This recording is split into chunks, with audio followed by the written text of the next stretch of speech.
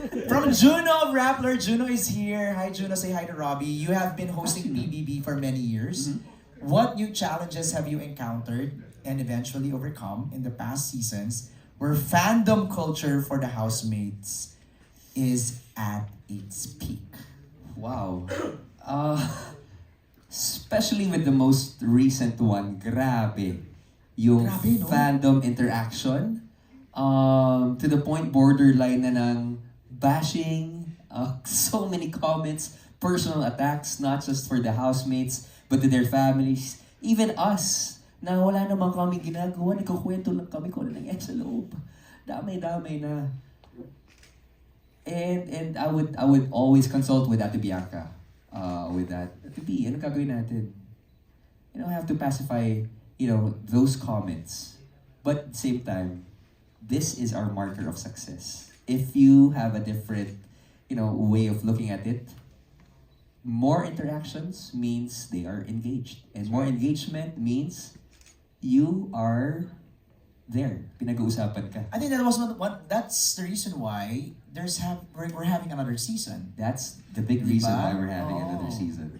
Kasi ang lakas talaga Sobrang nitong pinag-uusapan. past season. May kinalaman din dyan ng next question, which is from Bix Almacen, right here in front. Oh no. Hi, Vix. Kung ikaw, wow, ganoon talaga no? Parang, kung ikaw ang Mabibigyan. gagawa ng isang special edition ng Pinoy Big Brother, anong klaseng edition ito at bakit? Ooh. Ooh. Matagal nang usap-usapan yung All-Star. Yes, All-Star. And hopefully matuloy siya.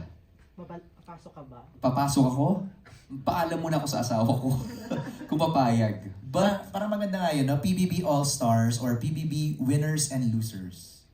huwag niyo yung mga winners, masakit na yun. Para panalo yun sa 2 beses pa. Diba? Oo, yung mga parang PBB All-Stars across all Big Four seasons. edition. Not Top just of the Big 5, Four. top 3 na gusto mo pumasok doon. Baron. Okay, next. Baron should be part of it.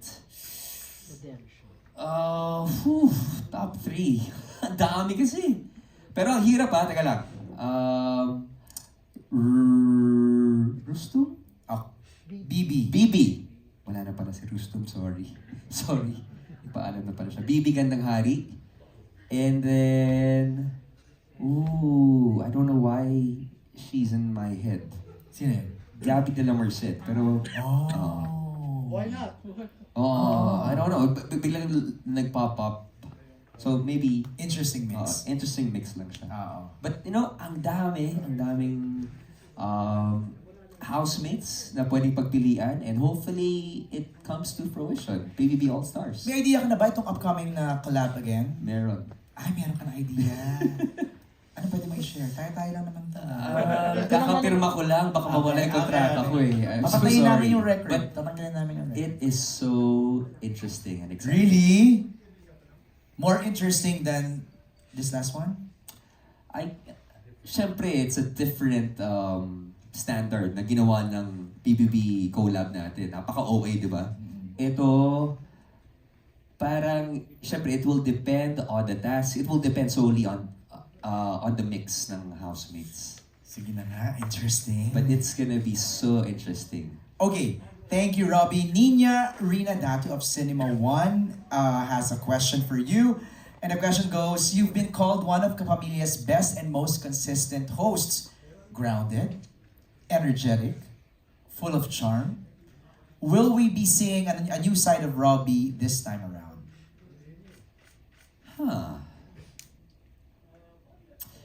I hope,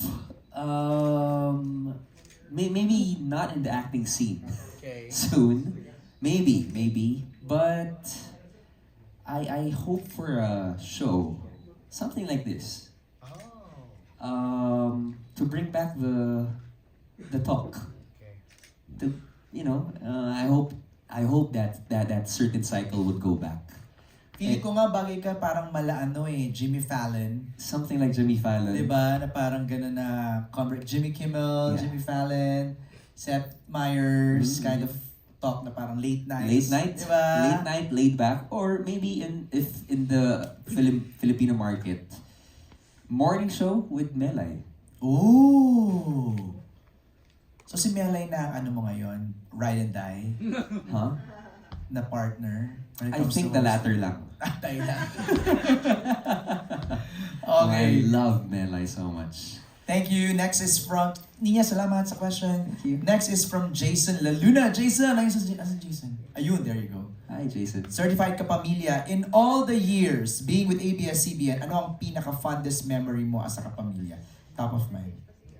So hard eh. I know, it's hard. So hard. I have built a lot of memories here, Jason, in the ABS-CBN compound. I can give you at least like 50 million. No. Pero seryoso, like from the start until the very recent, siguro top 3. When, as a kapamilya, as a housemate, I emerged out of that rocket ship ng Pinoy Big Brother 2008, a second big placer. Pero niyakap ako ng tatay ko, sinabi sa akin, "Anak, I'm so proud of you." I was second placer, but I felt like I was the biggest winner. As pre-med, ang sarap sa pakiramdam na to get that validation from my dad, okay na ako. Second would be another more core memory is in this family, in ABS-CBN, ito yung rason kung paano ko nahanap yung asawa ko. Through the ABS-CBN Christmas parties. Because the dad is just there. Yeah. The dad is just there. But it's a magical moment for I me to know. find her right here in ABS-CBN. And the third one is bittersweet. It happened recently when we had this official closing and opening of a new chapter for ABS-CBN. And that was just recent here when we said goodbye to the ABS-CBN Tower. So a lot of remarkable moments for me which shaped me into a kapamilya. A lot of highs, a lot of lows, but all colorful. All colorful. Diba? Robbie, please feel free to send your message and your love to all your fans who are excited to find out what's next. To all, of course, before our kapamilyas who are watching us right now, gusto kong pasalamat sa mga media friends natin for really taking the time to be here. Alam ko, ang dami pang mga kapamilya na antabayanan, pero thank you for sitting back and listening to my story. And that is what we're about to do in the coming years, to share more stories of our kapamilya because you guys deserve the best. So we will be preparing a lot of meaningful and colorful stories for you to enjoy. And that is what we do as part of our commitment to be in the service of the Filipino. Alright, thank you, Robbie! Thank you Thank mga pamilya for joining us. Marami pa kayong aabangan sa mga susunod na araw, kaya stay tuned. Bye everybody!